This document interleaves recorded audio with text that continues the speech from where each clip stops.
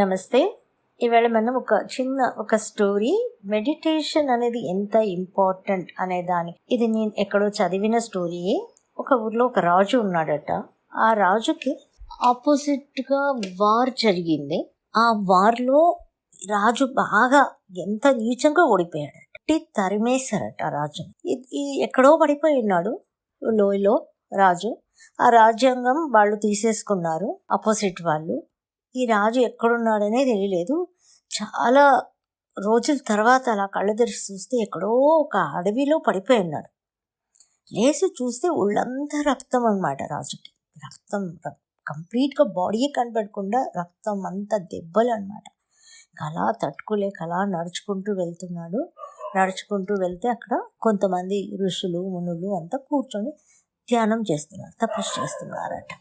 తపస్సు చేస్తున్నప్పుడు అక్కడ ఈ రాజు వెళ్ళి అక్కడ దానిలో ఒక పెద్ద ఆయన ఉంటారు కదా, ఆయన దగ్గరికి వెళ్ళి, నేను ఈ దేశానికి రాజుని, నేను ఇలా చాలా నీచంగా ఓడిపోయాను. అందువల్ల వాళ్ళందరూ ఆపోజిట్ వాళ్ళు నన్ను కొట్టి తరిమేశారు. నాకు ఎన్ని రోజులు అయిందో కూడా నాకు తెలియలేదు. ఇలా నేను సృహ లేకుండా పడిపోయి నాకు విపరీతమైన ఆకలేస్తుంది, నాకు ఏదన్నా ఫుడ్ కావాలి తినడానికి అని చెప్పారట. వాళ్ళు ఎంత రాజు అన్నా కూడా ఆ సేజెస్కి, ఆ సేజెస్ వాళ్ళకి, ఆ సిద్ధ పురుషులకి వాళ్ళేం పెద్దగా రాజు అన్నా దానికి పెద్ద స్పందించలేదు. అలాగా ఆకలేస్తుందా నీకు అని చెప్పి అక్కడ ఒక మాను చూపిస్తారు. మాను దగ్గర వెళ్ళి, నాకు ఆకలేస్తుందని చెప్పు, నీకు అన్నం వస్తుంది తినడానికి అని చెప్పి. మాను దగ్గర వెళ్ళి నాకు ఆకలేస్తుంది అని చెప్తాడు రాజు. ఆ ఫుడ్ వస్తుంది.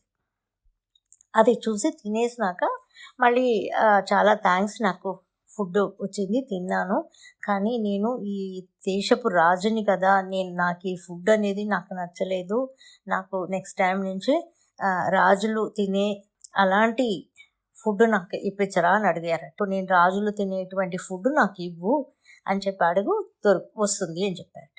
సేమ్ రాజు వెళ్ళి అలాగే చెప్పాడు. చెప్పగానే సేమ్ అలాగే రాజులు తినేటువంటి అంత గొప్ప ఆహారాలు వచ్చిందట. అది తీసుకొని తిన్నాడట. మళ్ళీ వెళ్ళి, స్వామి నాకు ఒళ్ళంతా ఇలా రక్తం అయిపోయింది, నాకు బాగా అవ్వాలి, ఇదంతా కూడా బాగా అయిపోతే బాగుంటుంది, గాయం విపరీతంగా ఉంది కదా అన్నాడట.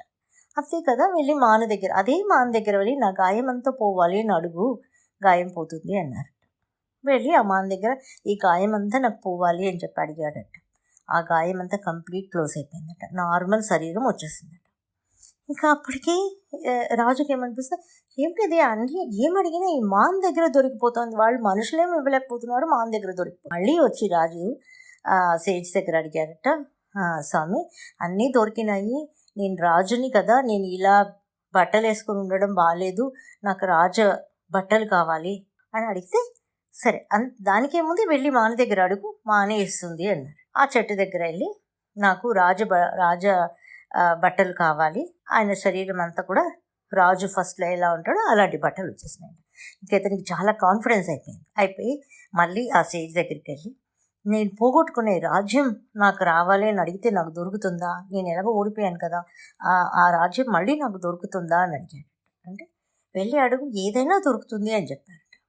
వెళ్ళి ఆ మాన దగ్గర ఆయన చెప్తూ ఉన్నారట, నేను పోగొట్టుకునే ఈ రాజ్యం నాకు మళ్ళీ కావాలి, నేను మళ్ళీ నా ఊరికి నేను రాజుని నిలబడాలి అని చెప్పి అడుగుతూ ఉండగానే మంత్రి పరిగెత్తుకుంటూ వస్తున్నాడట గుర్రంలో. వచ్చి మన వారియర్స్ అందరూ కూడా బాగా ఫైట్ చేసి వాళ్ళని తరిమేశారు, మన దేశాన్ని మనకే వదిలిపెట్టి పోయారు వాళ్ళు, మీరు వచ్చేసేయండి రాజు, మన రాజ్యానికి వెళ్ళిపోతాం మనము, మీరే రాజు, మీరేం ఓడిపోలేదు, మీరు సృహ తప్పి పడిపోయారు, వచ్చేసారు అని చెప్పాడు. ఇతనికి ఆశ్చర్యం తట్టుకోలేకపోతున్నాడట. ఏంటి, ఈ మాన్ దగ్గర వెళ్ళి అడిగితే ఏదైనా దొరుకుతుందా, ఏముంది ఈ మాన్లో, నార్మల్ మానే కదా, ఒక ట్రీయే కదా అనుకుని ఇంకా అనుకుంటూ ఉన్నా కానీ మీరు గెలిచిపోయారు, మన రాజ్యానికి వెళ్ళిపోతున్నాము అనేటప్పటికీ ఈ సేజ్కి ఏం చెప్పకుండా అలాగే ఆ గుర్రం ఎక్కి గబక్కుమని వెళ్ళిపోయాడు. కొంచెం దూరం వెళ్ళిపోతుండగానే మళ్ళీ వెనక్కి వచ్చి ఆ సేజ్ దగ్గరకు వచ్చి, ఆ సిద్ధపురుషుడి దగ్గరికి వచ్చి అడిగాడట, స్వామి నాకు ఒక డౌటు, నేను ఏం అడిగితే అది ఇవ్వగలిగిన ఆ చెట్టు మీరేం అడిగితే ఇచ్చేస్తుంది కదా, మీరెందుకు ఇలా కూర్చొని మంచి బట్టలు లేకుండా ఇలా ఎప్పుడు ధ్యానంలో కూర్చొని ఉన్నారు?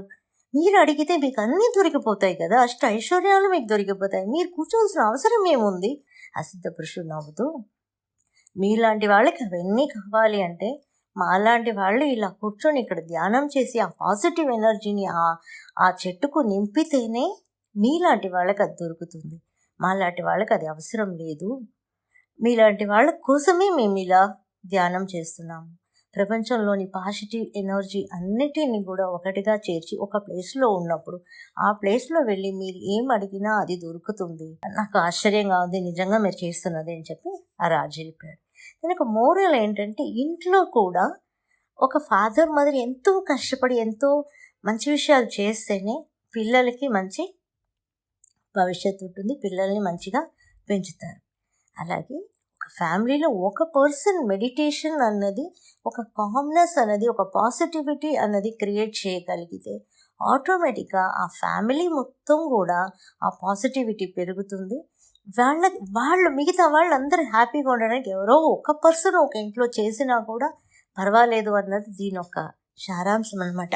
కానీ అందరూ మెడిటేషన్ చేస్తే ఇంకా ప్రపంచానికి ఎటువంటి మంచి పాజిటివిటీ మనం ఇవ్వగలము మీరే ఆలోచించండి. కనుక మీకు నచ్చినట్టయితే లైక్ చేయండి, షేర్ చేయండి, కమెంట్ చేయండి, సబ్స్క్రైబ్ చేయండి అండ్ బెల్ ఐకాన్ ప్రెస్ చేసుకోండి so that you don't miss any of our videos.